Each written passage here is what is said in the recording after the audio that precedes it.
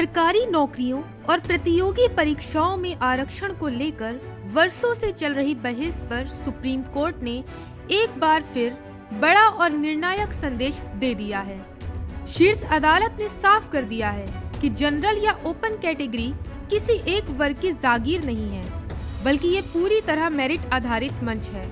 अगर अनुसूचित जाति, अनुसूचित जनजाति, अन्य पिछड़ा वर्ग या EWS का कोई उम्मीदवार बिना किसी छूट या रियायत के सामान्य कट ऑफ पार करता है तो उसे जनरल कैटेगरी में ही गिना जाएगा।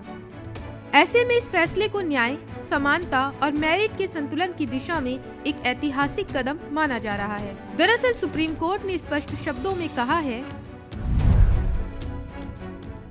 कि जनरल, ओपन या अनरिजर्व्ड कैटेगरी का मतलब ये नहीं है कि वो केवल सामान्य वर्ग के लिए आरक्षित है।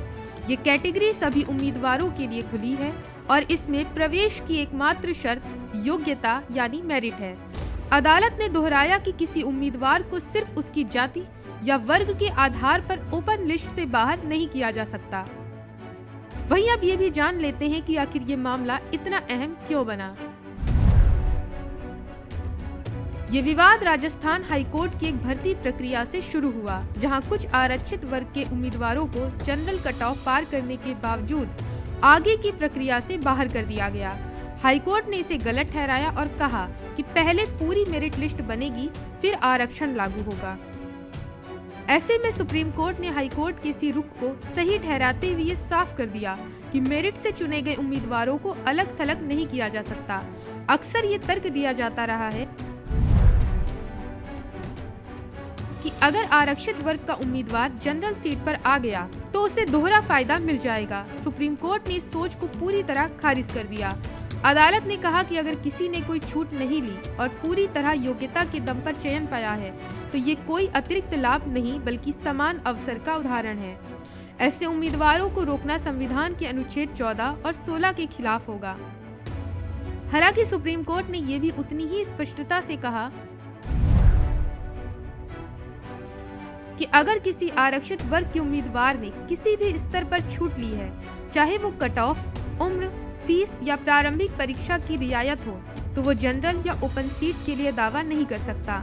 हालिया IFS यानी भारतीय वन सेवा से जुड़े मामले में अदालत ने इसी आधार पर SC उम्मीदवार की जनरल कैडर की मांग को खारिज कर दिया। यानी नियम सीधा है, या तो छूट या जनरल सीट, दोनों साथ साथ नहीं। ऐसे में इस फैसले का सीधा असर UPSC, SSC, रेलवे, बैंकिंग, राज्य सेवाओं और शिक्षक भर्ती जैसी सभी सरकारी नौकरियों पर पड़ेगा। JEE, नीट और अन्य प्रवेश परीक्षाओं में भी अब ये साफ हो गया है कि ओपन सीटें केवल नाम की नहीं बल्कि वास्तव में सभी के लिए खुली हैं। इससे चयन प्रक्रिया ज्यादा पारदर्शी और निष्पक्ष होगी। वहीं जनरल कैटेगरी के उम्मीदवारों के लिए फैसला डर की नहीं बल्कि साफ नियमों की गारंटी है। प्रतिस्पर्धा बढ़ेगी लेकिन चयन ज्यादा ईमानदार होगा। वहीं आरक्षित वर्ग के मेधावी उम्मीदवारों के लिए बड़ा अवसर है कि वे अपनी जाति से ऊपर उठकर अपनी पहचान बना सकें, बशर्ते वे बिना किसी रियायत के मेरिट साबित करें। बहरहाल ऐसे में अब सवाल ये है कि क्या सरकारें और भर्ती एजेंसियां इस फैसले को पूरी ईमानदारी से लागू करेंगी? क्या राज्यों के पुराने भर्ती नियम बदले जाएंगे?